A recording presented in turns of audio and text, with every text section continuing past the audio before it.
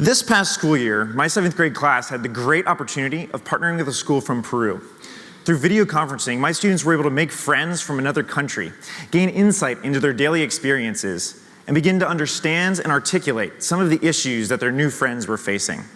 The ultimate goal of this project was to have my students engage in a global service experience, one in which students from both schools would identify issues in one another's communities and then design and implement solutions to address them. It was an innovative project, and my students are excited to be a part of it. But as I introduced this project to my kids, it became evident that this idea of mutual volunteerism was a new concept to them. So much so that a young girl raised her hand in the back of my classroom and said, "I don't want to sound bratty or bad, but what could they do for us?" It was a weird question to ask, but I was happy that she had asked it, because it gave me an opportunity to share some possible service projects we could do as a class. I said, they could teach us about sustainable living, and we could research and develop cheap and long-lasting light bulbs so they could extend the number of hours that they do homework every day after school. And as I went home that day, I was filled with that sense of pride that you get when you realize you've really nailed an awesome lesson. But before I even got back into my driveway, I had realized that I had made an awful mistake, and that sense of pride was filled with this gut-wrenching feeling. You see, I realized I had answered this girl's question all wrong. I hadn't even understood what she was asking in the first place. You see, what she asked was, what could they do for us? But what she meant was, what could they do for us? And therefore, as I drove home that day, this epiphany sparked a new directive, one that I needed to start with my students the very next day in class. We need to rethink the way that we teach our students about poverty. You see, every year, school boards of education across our country are given the unfortunate task of making a list of standards that all educators must live by in order to give our students great educations. That's good. This list includes the skills, the attitudes, and the experiences that we believe all students must have in order to become successful members of society. But as all of those people who have to make those decisions are painfully aware, education is a zero-sum game, and there's only so many hours in the day and dollars in the budget, and therefore we must make difficult decisions about what to include and what not to include. And the result is the rock on which we choose to form our education system, the rock on which we choose to build our society. But as we are building this rock, we have taken on some unintended consequences that manifest themselves as a spectrum of poverty within our schools. A spectrum of poverty that translates directly into the real world, one that teaches harmful lessons, develops mindsets, and solidifies social roles. Our haves, the people at the top of this list, are the group of people that are gifted in the ways that the rock finds valuable.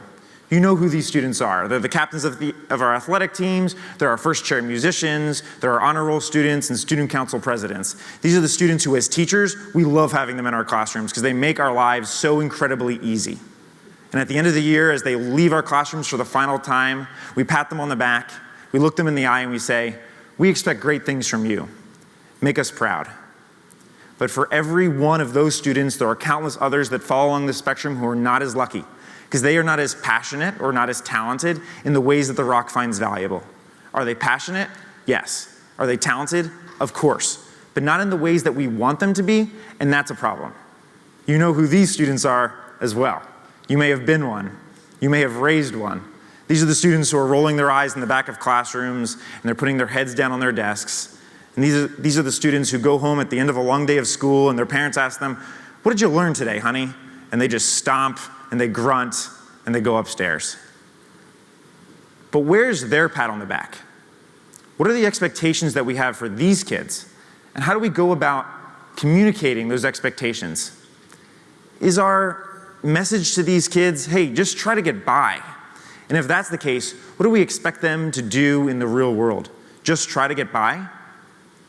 The reason that the spectrum of poverty is so dangerous for all of us is because our students internalize these lessons and they take those lessons with them into the real world. But luckily for us, our education system and our schools are in a unique position to impact the hearts and minds of every student of our community. Therefore, the responsibility must be ours. This new directive must be ours. We need to rethink the way that we teach our students about poverty, because only then can we build anew upon a second rock of education, one that values the contributions of all of our students, and it also teaches our students to value the contributions of others. What could they do for us? I believe it's time to declare war on that sentiment, and the only way to do so is by teaching our students great lessons of humility, vulnerability, and empathy. So first is humility. We need to reach out to our haves, and we need to tell them everyone is poor, even them, that no one is invincible. And just because you may not be poor financially doesn't mean that you do not have a poverty of your own. You could be poor academically, or athletically, or creatively. You could have a poverty of culture or perspective, of family and friends. You could have a poverty of health or happiness. But everyone is poor because everyone has something in their lives that they could be working on. And therefore, every student, every one of us, should be humble enough to accept the help from others. And while we're at it, we need to reach out to our have-nots. And we need to tell them, hey kid, there is a difference between humility and humiliation. And just because you are poor does not mean that you do not have the power to make an impact. And just because you are poor does not mean that you do not have the responsibility to do so as well. I tell you this today because I've seen it in every classroom that I have ever been in. I see students who at the ripe old age of 13 think that they have it all figured out. And that no matter what you as their teacher or their parents or their fellow classmates have to offer them, it has no value. And I see in that very same classroom, I see students who are so ashamed of what they think they do not know and so embarrassed of what they think they cannot do that they can't even muster up the courage to raise their hand and ask the question. They can't even muster up the courage to raise their hand and ask for help. But luckily for me, at the ripe old age of 27, I know now that I am not perfect. I don't have all the answers. But I do know for a fact that the most transformational moments of my life were the moments that I was pushed just outside of my comfort zone and I was humbled to a point of vulnerability. Now, this is ironic, because if any of you have raised or were a young person at one point or another, you know that vulnerability is the scariest concept for them. So much so that the majority of their day and all of their energy is composed of putting up walls and putting on masks to hide their insecurities or where they think their perceived inferiority is. But as educators, we need to show our students that it is through a shared sense of vulnerability that we could possibly arrive at empathy. And empathy could very well be the silver bullet that our society needs to turn the corner. To explain what I mean, I have a little activity for you, a little mini lesson. This is a mini lesson that I do with every one of my students at the beginning of every course or at the beginning of every new service experience. So to do so, I need you all to go underneath your seat and take out that TED program that you have. Everyone take it out. I'm watching everyone, so make sure you're doing it. And I also need you to take out a writing utensil that TED offered you today. And while you're getting ready, I want to give you two guidelines, two rules that all of my students must agree to before entering my classroom at the beginning of the year. The first is for just a few minutes, I need you to hand in that cool card you carry around in your wallet. And that means that I don't want you to be governed by your desire to be cool or need to keep up public appearances, but rather think to yourself, what do I need to do right now to be put into this moment and truly participate in this activity? And the second, and most important, is that everyone needs to embrace the cheese.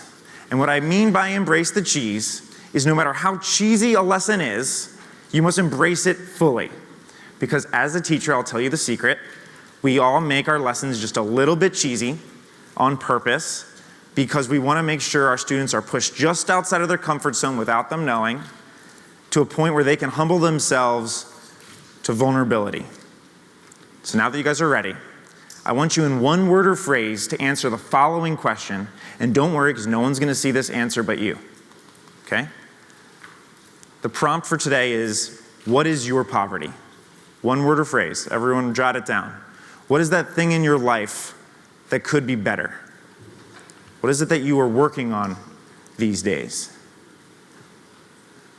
And when you feel like you're ready, I want you to close that TED program.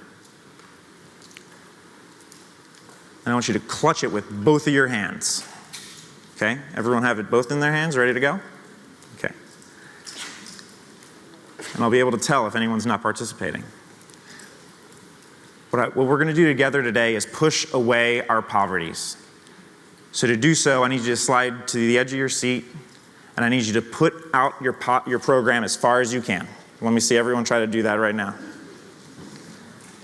Now, there are 2 rules to this. I do not want to see anybody's elbows bend, and I need your arms to be parallel to the floor, because if they're not, then you are not doing everything in your power to push your poverty away, and that's unacceptable. Instead, I want you to think to yourself, why did you choose this poverty? What is the impact that this poverty has in your life? What are some of the rationalizations that you tell yourself and the lies that you tell others to make it not that big of a deal? Our students have these poverties too, and they carry these poverties, just like you are, into the classroom every single day.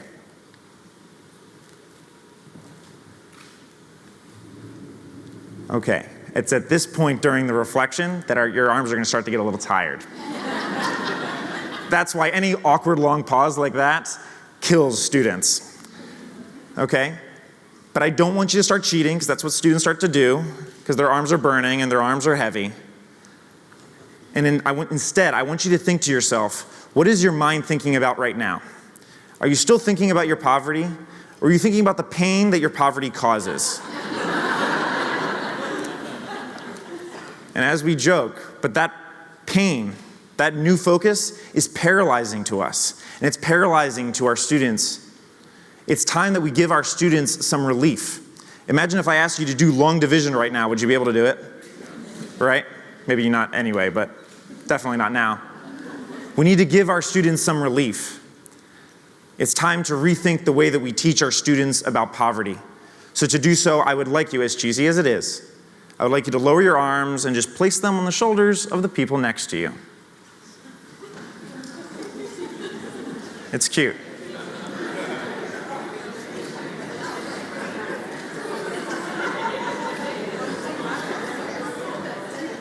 That feeling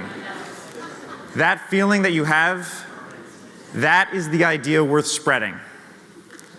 If we can give that feeling to our students, they will be able to do remarkable things.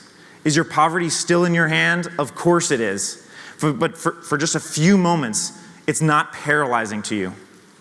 Earlier, I promised the idea of a second rock of education. If we can teach our students lessons of humility and vulnerability and empathy, we can give them the power to jump from the first rock to the second. And I define the second rock of education none other than the student search for purpose. The student search for purpose is that exciting thing in which our students can ask themselves the tough questions, like, what am I good at? What do I love? Why do I matter? What do I want my impact to be? And as you leave here today, I hope that you ask yourself those same questions. And as you attempt to get to those answers, you'll be getting closer to finding out what your second rock is. And to help you, I have found through my education that your second rock can be found at the nexus of your greatest talents, your greatest passions, and where they meet your community's greatest needs. I want you to imagine a society, a city, that is built upon a generation of students with this mindset. We will be a city that is held up by humble giants. The solution to some of our society's most challenging problems are going to be found on the second rock of our students. At the end of the day, I want my students to inspire people. At the end of the day, I want people to say, because they are here, it is better. That is what I want the memory of my presence to be. The gold standard that I'm judged by as an educator and that we all should be judged by as a society. Because if we can rethink the way that we teach our students about poverty, we will not just have taught our students how to become successful members of society, we will have taught them how to change it. Thank you very much.